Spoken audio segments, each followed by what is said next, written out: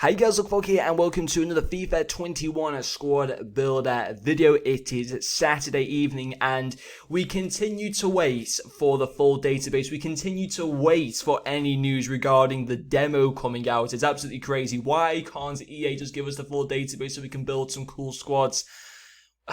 EA just don't want to do it, and that's really annoying, but even so, I still want to give you guys a video for today, and it will be another squad builder, another what I think will be a meta team, or a very good starter team to go for at the start of FIFA 21. Now, we always know from years gone by, the 5 major European leagues, that being the Premier League, the Serie A, Ligue 1, La Liga, and the Bundesliga. We know that those squads, that's what people always tend to go for, in particular the Premier League and the Liga, which obviously bumps up their prices. Certainly the Premier League, like some Premier League cards go for extortionate prices, but two leagues that get overlooked, that aren't a part of the 5 major European leagues, but often get overlooked at the start of the game, are Liga NOS and the Eredivisie. Now, the Liga NOS has had a few ratings revealed, but not all of them. The Eredivisie has already had their highest rated players by ratings already revealed and confirmed for FIFA 21.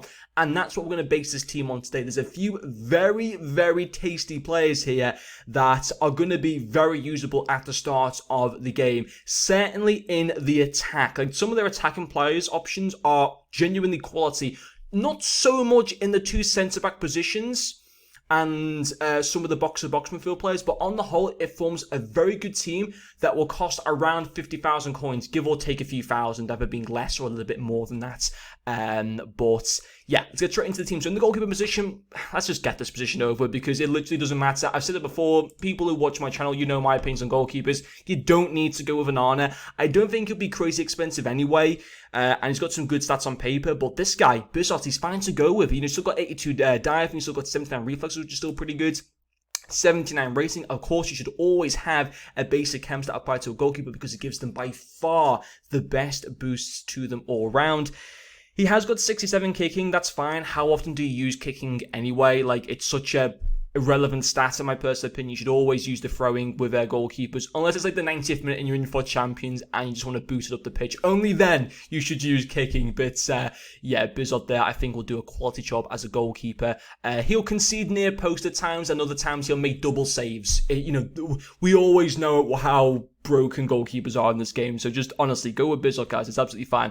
Into the fullback position, we're going to go with a guy called Dumfries. Now, a few people may say you should go with Dest. First of all, Dest isn't even guaranteed to be in the Eredivisie come the start of FIFA 21 because I think he's being linked to a move to Bayern Munich as well. And I think Dumfries on the whole is the more balanced card to go for. Yes, he's got 79 pace, and 79 pace on a fullback isn't the end of the world at the start of a game.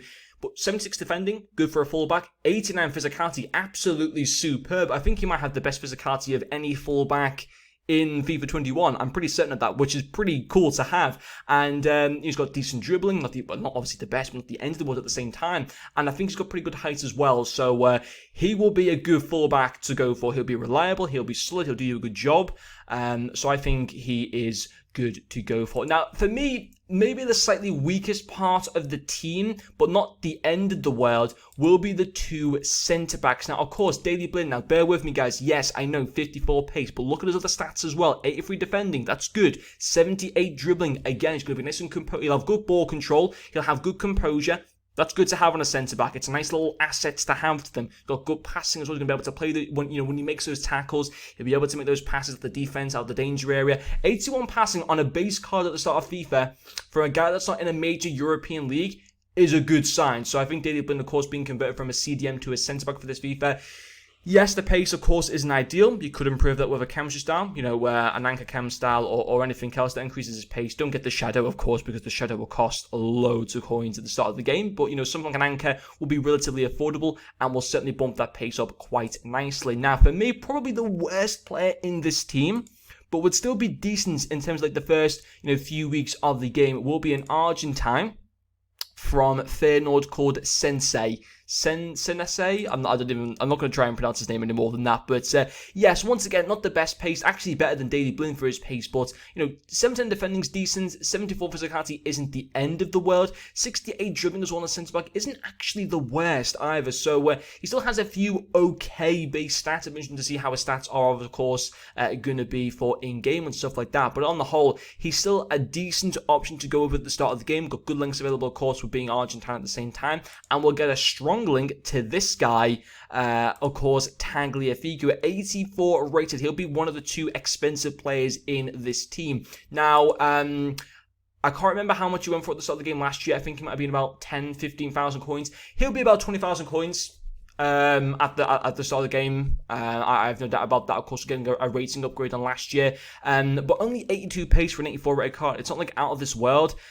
He's got a lot less physicality than Dumfries. He does have, of course, more defending, more dribbling, more passing and stuff like that as well. Not great shooting, but it doesn't matter too much in a fullback, to be quite honest. But he's got some good base stats on the whole. I don't think it'd be crazy expensive because, once again, he's not from a major European league, but he still will be one of the more expensive players in the Eredivisie. And of course, he's got a good nation in Argentina, so he will go for a little bit more. I reckon around 20 to 25,000 coins, which is almost like half the price for the squad. But then getting into the midfield options, we still have quite a few decent cards here. We'll continue the trend with the Argentine players. We're going to be going with Martinez from Ajax. He's actually got good defensive stats, 78 defending, 79 physicality, not so bad in the passing and dribbling areas at all. Can play a CDM, can play a box-to-box midfielder in my personal opinion. Of course, his shooting isn't the best, or his pace. Well, to be honest, 69 pace actually on a box-to-box midfielder at the start of the game actually isn't too bad. In terms of a cancel that you want to go for him, probably a cancel that maybe gets that shooting and his passing up a little bit more. His 3 other stats, his dribbling, defending and physicality, are very, very good to have as a box-to-box player at the start of the game. So he's fine to go with. The next one that we'll go for, I believe, is from, was he from Alkmaar? He is. It's this guy from Norway, who I'm not even going to try and pronounce his name. But again, few decent rounded stats, nice pace, nice passing, really good dribbling. His defending isn't too bad either. Good physicality. On the whole, it's a well-balanced card. For 78 rated, you can't complain with him too much. He'll do you a job at the start of the game, which will be very good indeed. Now, in terms of a cam position, this is where it gets very exciting. And we're going to go with Quincy Promes. Now, I know a lot of people might be saying he might be very expensive. Now, he was an 82 rated last year for FIFA 21. He was a left winger at the start of FIFA 21. Now, being a central-based player, it will mean he'll be more expensive this year at the start of the game than last year. I was looking on FUTBIN before, and if you don't believe me, you can go and look for yourself. At the start of FIFA 20, when he was released, he was going for around 3,000 to 4,000 coins on Xbox. Now, I don't know what he was going for on PlayStation because I didn't look at that part, but the fact that he was going for that point, and plus also he's got a 1 less pace this year. I think he's got 1 more shooting. I think he's got the same dribbling as last year. It's a fairly similar card and of course the same rating. The only difference is he's a central-based player, which means that you could use him as a striker if you wanted to. Although in this team, I've gone with him as a cam. He would still work well as a cam. Nice passing, nice dribbling, with good shooting as well for a cam. Very nice pace at the same time. He would work well as a cam, certainly in behind the striker that we're going to go for. I think this would be a card that will go for about 20,000 coins. So it will be Tagliafico and Promes that are going to go for so much, and the rest of the team will not go for that much at all. That's why I've said, give or take a few thousand coins between the 50,000 coin mark. You might be able to get them at a good time late at night, maybe on open bid, maybe get them like 15,000 coins or something like that. But I don't think Promes will be more than 20,000 coins. And if he is, don't buy him because that's just stupid. If he is more than that, but this is forming a solid team as far as I'm concerned, and the attack looks very tasty indeed. Don't let the ratings fool you guys, and there are various options that you can go with in terms of left winger. You do also have Idrissi, the 77 rated here. Nice pace and decent dribbling as well. Not so bad on the shooting area either, but you've got to go with Neres. 80 rated, superb pace and dribbling to have. Yes, his shooting does lack a little bit, but you can certainly fix that. No problems there whatsoever. He will be a good card, and he'll be affordable as well. He was cheap at the start of last year. He will be relatively affordable. He'll be very affordable once again at the start of this year. There's no reason why he would not be. So he will be a very good option. I remember last year when FIFA 20 came out, Ajax got to the Champions League semi-final, and there was so much hype around the Ajax team and stuff. And in the end, the Ajax players didn't really end up selling for that much at the start of the game. So, and especially after this year when they didn't even get out of the group stage, there's not even that much talk about them this time around, if that kind of makes sense what I'm trying to explain. So they should theoretically be even more cheaper than last year when there was a lot of hype about the team. after they got to a Champions League semi-final and very almost nearly the final. But the right wing position, again, there's a few options. You could go Ryan Robben if you wanted to. He's got obviously very good shooting. We don't want to see a league, and we're not interested in that today. But Robben's got great dribbling and shooting, to be fair. You can go with him, but he lacks so much in the pace. So much in the pace. Big Weiss here, hopefully I'm pronouncing his name right. Again, good option, is an 81 rated, but I'm liking Anthony quite a lot, to be honest. 90 pace, he's got the best pace by far of all the right wingers.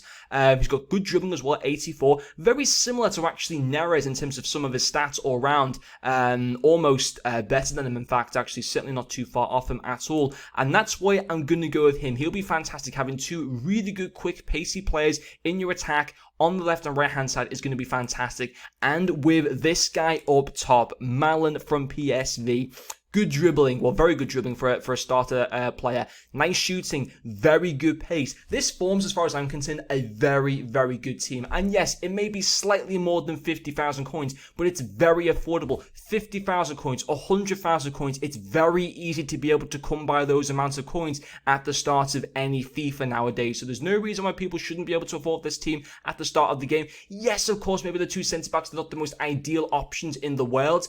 And, you know, these are players that maybe aren't necessarily, you know, they're not like, you know, they're not the big stars or anything like that. I understand that, but at the same time, it's a team that, if you look in detail at some of their stats, they'll actually do you a quality job. They're not from a major European league, so it's going to be a very, very affordable team. And as far as I'm concerned, it's really, really good all round. So let me guys know what you think of this team. Will you plan to maybe build into the Eredivisie? Potentially for the start of FIFA 21, let me know in the comments section. But anyway, guys, that will finish off this video. Thank you very much for watching, and I'll see you guys later.